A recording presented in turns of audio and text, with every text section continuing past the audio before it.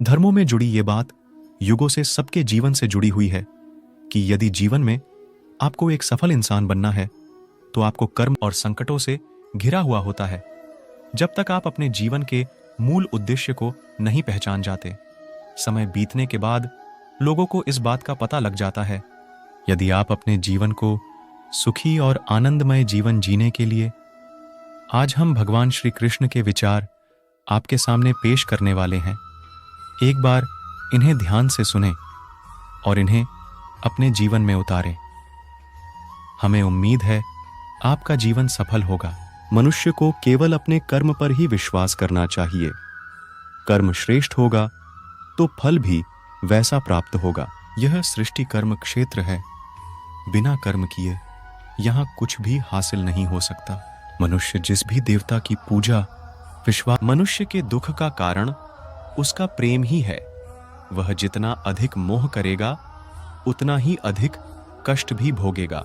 ईश्वर ही भूत, वर्तमान और भविष्य के सभी प्राणियों को जानता हूं, किंतु वास्तविकता में उस परमात्मा को कोई नहीं जानता। अपने मन को नियंत्रित करना सीखो, नहीं तो यह आपके साथ शत्रुवत आचरण करेगा।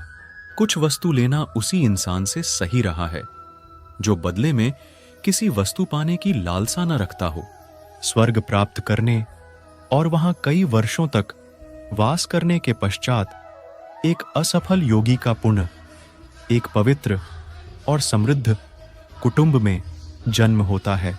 धरती पर मनुष्य का जन्म किसी विशेष उद्देश्य के लिए होता है और जो उस कर्म से वंचित रहता है उसे मोक्ष नहीं मिल पाता है।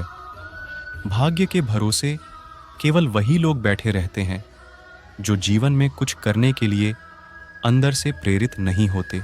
एक अनुशासित व्यक्ति ही अपना तथा समाज व देश का विकास कर सकता है। केवल मन ही किसी का मित्र और शत्रु होता है। इसीलिए मन पर नियंत्रण होना अति आवश्यक। हमारे बुरे होने का कारण और हमारे दुख कारण हम खुद ही हैं। कोई भी दुख इस संसार में इतना बड़ा नहीं है जिसका कोई उपाय न हो, लेकिन मनुष्य प्रयत्न ही नहीं करना चाहता। वह जल्दी ही हार स्वीकार कर लेता है। जो चीज हमारे दायरे से बाहर हो उसमें समय गंवाना मूर्खता ही होगी। श्री कृष्ण कहते हैं, मैं सभी प्राणियों के हृदय में विद्यमान हूं। श्रेष्ठ बनना भी एक महानता है, क्योंकि समाज में लोग श्रेष्ठ पुरुषों का ही अनुसरण करते हैं। व्यक्ति के अंदर विश्वास और भावना उसके पर्यावरण के अनुसार ही विद्यमान होते हैं। मुक्ति का मुख्य द्वार केवल भगवत भक्ति ही है, जिसे सभी को स्वीकार करना चाहिए। इस दुनिया में कर्मयोग ही वास्तव में श्रेष्ठ रहस्य है। अपनी बुद्धि का प्रयोग हमेशा समाज कल्याण के लिए निस्वार्थ भाव से करना चाहिए। जो व्यक्ति मैं और मेरा इत्यादि की भावना से मुक्त हो जाता है उसे जीवन में शांति की प्राप्ति होती है। आत्मज्ञान की तलवार से काटकर अपने हृदय के अज्ञान के संदेह अलग कर दो। अनुशासित रहो, उठो और कार्य करो। जिस प्रकार से प्राकृतिक मौसम में बदलाव आता है, ठीक उसी प्रकार से जीवन में भी सुख दुख आता रहता है। वह कभी स्थायी नहीं रहते हैं। इस जीवन में ना कुछ खोता है ना व्यर्थ होता है। जो लोग परमात्मा को पाना चाहते हैं वह ब्रह्मचर्य का पालन करते हैं। भगवान श्री कृष्ण कहते हैं कि मैं इस संसार की सुगंध हूं, अग्नि की ऊष्मा हूं और समस्त जीवित प्राणियों का आत्म संयम हूं। बुद्धिमान व्यक्ति कभी भी कामुक सुख में आनंद लेते हैं। वह सदैव मोक्ष की प्राप्ति में लगे रहते हैं। वह जो सभी इच्छाएं त्याग देता है उसे शांति की प्राप्त होती है। संपूर्ण संसार में जब अधर्म और पाप बढ़ता है तो मैं धर्म की पुनः स्थापना के लिए धरती पर अवतार लेता हूं। जैसे अंधेरे में प्रकाश की ज्योति जगमगाती है, ठीक उसी प्रकार से सत्य की चमक भी कभी फीकी नहीं पड़ती। इसलिए व्यक्ति को सदैव सत्य बोलना चाहिए। मैं सभी प्राणियों के हृदय में विद्यमान हूं। जो व्यक्ति मृत्यु के दौरान मेरा नाम लेता है वह सदैव मेरे ही धाम को प्राप्त होता है। इसमें कोई शक नहीं है। ऐसा कुछ भी नहीं, चेतन या अचेतन, जो मेरे बिना अस्तित्व में रह सकता हो।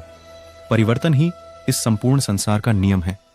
इसलिए व्यक्ति को कभी अपने वर्तमान पर घमंड नहीं करना चाहिए।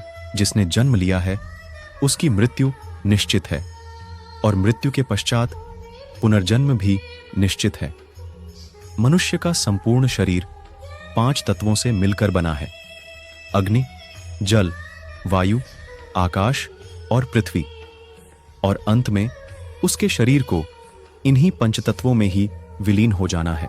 व्यक्ति को अपने आप को सदैव ईश्वर को समर्पित कर देना चाहिए, तभी वह दुखों, चिंता और परेशानियों से मुक्त रह सकता है। प्रत्येक बुद्धिमान व्यक्ति को क्रोध और लोभ त्याग देना चाहिए, क्योंकि इससे आत्मा का पतन होता है। तुम बिना किसी कारण के चिंता करते हो और बेवजह ही घबराते हो। तुम तो आत्मा हो, जिसे ना तो कोई मार सकता है और ना ही जला सकता है। यही जीवन की सच्चाई है, जिसे प्रत्येक व्यक्ति को जानना चाहिए।